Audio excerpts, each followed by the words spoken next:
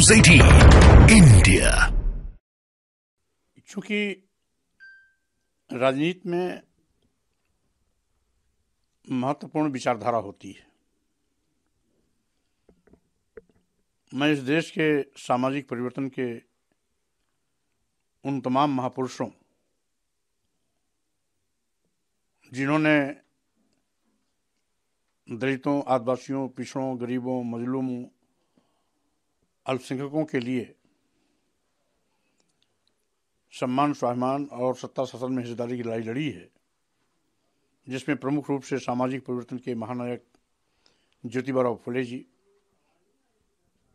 आरक्षण के जनक छत्रपति शाहू जी महाराज, भारतीय संविधान निर्माता बाबा साहब डॉक्टर अम्बेडकर, पेरियार रामास्वामी नायकर, नारायण गुरु, संत गाडगे, मानवर कांशीराम, रामस्वरूप वर्मा जी, पेरियार ललई सिंह यादव, शहीद जगदेव बाबू आदि की विचारधारा को आगे बढ़ाने का मैं प्रयास राजनीति के अपने शुरुआती दौर से करता चला रहा हूं। यही सोच करके मैं समाजवादी पार्टी को भी लगातार मजबूती प्रदान करने की कोशिश की,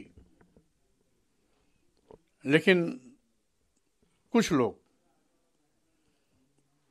जो यथास्थितिवादी सोच में विश्वास करते हैं, समय समय पर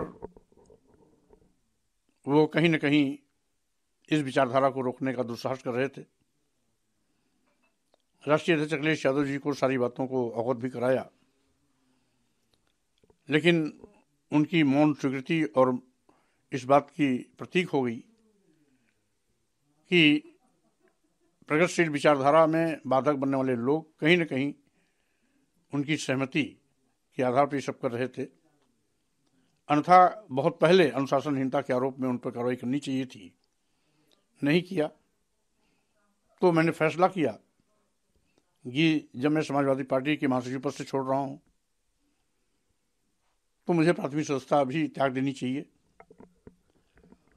और चूंकि समाजवादी पार्टी के प्रत्याशी के रूप में उत्तर प्रदेश विधानसभा निर्वाचन क्षेत्र से मैं उत्तर प्रदेश की विधान परिषद में भी सदस्य निर्वाचित हुआ था, तो नैतिकता के आधार पर मैंने सदस्य विधान परिषद पद से भी आज त्याग पत्र देने का फैसला ले लिया है। माननीय सभापति जी विधान परिषद को मैंने पत्र भी प्रेषित कर दिया है।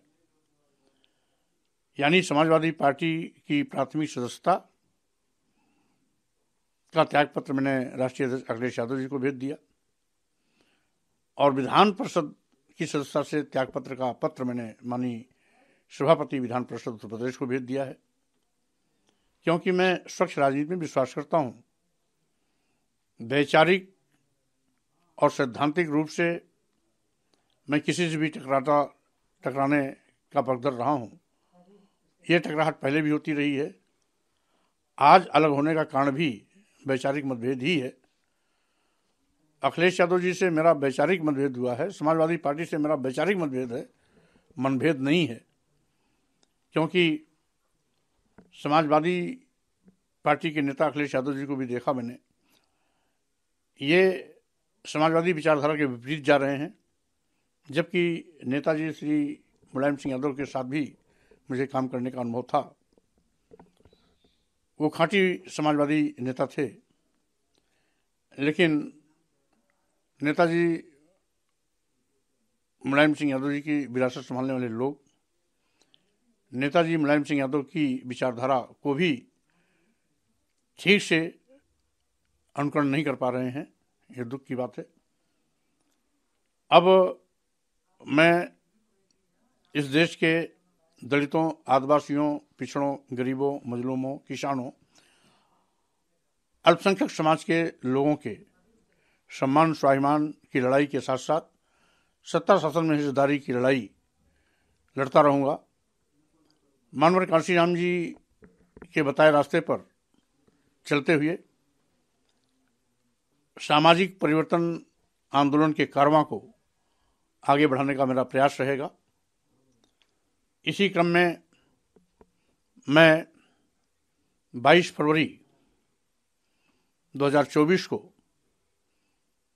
दिल्ली के तालकटोरा स्टेडियम में जिसमें मुख्य अतिथि के रूप में एक कार्यक्रम में मुझे सम्मिलित होने का मौका मिल रहा है। वहाँ पर कार्यकर्ताओं से रायशुमारी करने के बाद मैं पार्टी बनाने का अपना फैसले का उद्घोष भी करूँगा। अब जब रणभेरी बच चुकी है तो स्वाभाविक रूप से समाज के अंतिम पायदान पर खड़े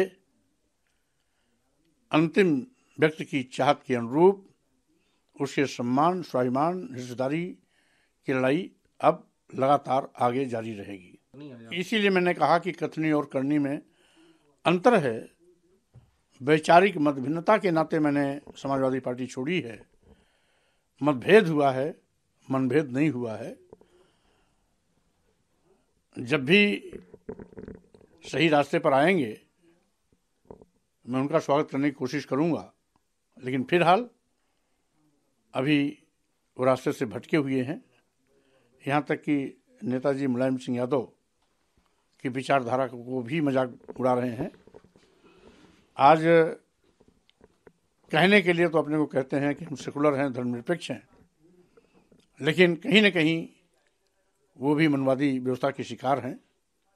इसीलिए हमने फैसला लिया है इस देश में गरीबों की लड़ाई लड़ने का, आदिवासियों, दलितों, पिछड़ों, किसानों, मजदूरों, गरीबों के सम्मान, स्वाभिमान की आवाज़ बुलंद करने का और उन्हें सत्ता शासन में हिस्सेदारी देने का। माना जाए कि जो राष्ट्रीय शोषित समाज पार्टी है उसके बतौर राष्ट्रीय अध्यक्ष आप इस लड़ाई को आगे बढ़ाएंगे, जिसकी आप घोषणा 22 फरवरी को करने वाले हैं। स्वाभाविक रूप से, क्योंकि मैंने समय समय पर बाबा साहब डॉक्टर अम्बेडकर, ज्योतिबा फुले, मानव काशीराम जी की विचारधारा पर लगातार काम किया हूँ। लंबे अरसे तक बहुजन समाज पार्टी में काम किया। भिन्न भिन्न अन्य दलों में जहाँ भी रहा हूँ मैं कभी भी विचारधारा से हटा नहीं। विपरीत परिस्थितियों में रह करके भी मैंने इस विचारधारा को आगे बढ़ाया हूँ। समाजवादी पार्टी में भी इसी विचारधारा के साथ काम करने का इरादा लेके मैं आया था, लेकिन परिस्थितियां अनुकूल नहीं रही, जिसके नाते आज मैंने समाजवादी पार्टी की प्राथमिक संस्था से भी इस्तीफा दिया, विधान परिषद से भी इस्तीफा दिया। तो स्वाभाविक रूप से जब हमारी थाती महापुरुषों की विरासत, विचारधारा, मिशन है तो उसको आगे बढ़ाने का काम मजबूती के साथ मैं अवश्य करूंगा। आपकी जो पार्टी, जो राष्ट्रीय शोषित समाज पार्टी है, इसमें आपके अलावा क्या समाजवादी पार्टी के भी कुछ लोग शामिल होने की बात जैसे आ रही? क्या राम गोविंद चौधरी भी आपके टच में, पल्लवी पटेल? देखिए, माननीय राम गोविंद चौधरी जी बहुत ही वरिष्ठ नेता हैं। उनका मैं पहले भी सम्मान करता था, आज भी सम्मान कर रहा हूं। और जब एक साथ एक पार्टी में नहीं थे तब भी मैं उनका सम्मान करता था। इसलिए मैंने पहले भी कहा, वैचारिक मतभेद अलग है, आपसी मनभेद अलग है। क्या उनको इस पार्टी में अपने साथ आप लाएंगे? वो बहुत वरिष्ठ नेता हैं, हम उनसे बात करेंगे।